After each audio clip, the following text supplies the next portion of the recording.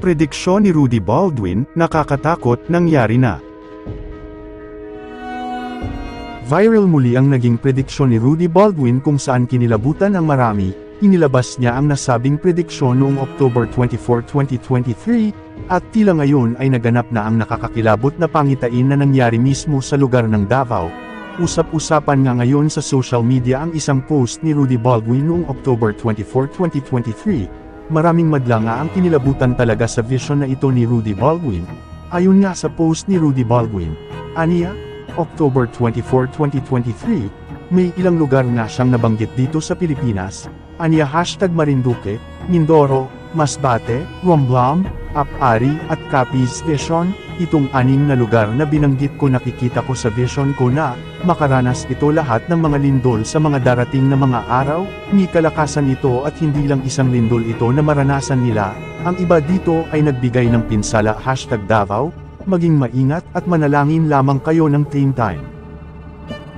Dahil nakita ko maulit ang pagyanig, ngunit may kalakasan na ito kisa huling pagyanig, ngunit ang mga lugar na ito ay nakaranas ng mga sunog, lalong na taga #Mindoro may nakikita akong pagguho ng isang tulay dyan sa inyo. Iyon ang ilan sa bahagi ng post ni Rudy Baldwin. Kamakailan nga ay isang magnitude 7.2 na lindol ang tumama sa Sarangani sa Davao Occidental nitong Biyernes November 17. Naganap ang tectonic quake sa may 30 km timog kanluran ng nasabing lugar 4:40 ng hapon.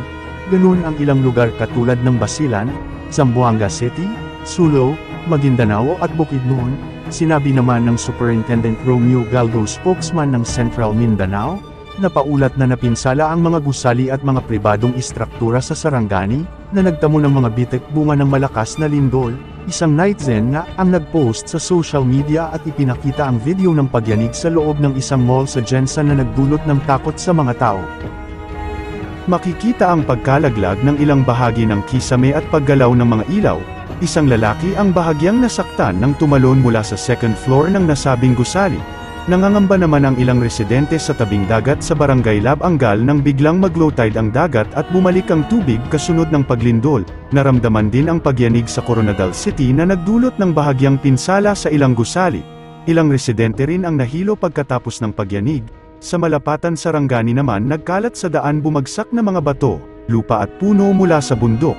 Samantala, alam naman natin ang Panginoon pa rin ang nakakaalam ng lahat, ang prediksyon ay hula lamang, posibleng mangyari ito sa lahat ng oras, kaya patuloy na mag-iingat ang lahat at sana lagi tayong maging handa sa anumang trahedya na ating kakaharapin at palagi lang tayo magdasal ng taimtim.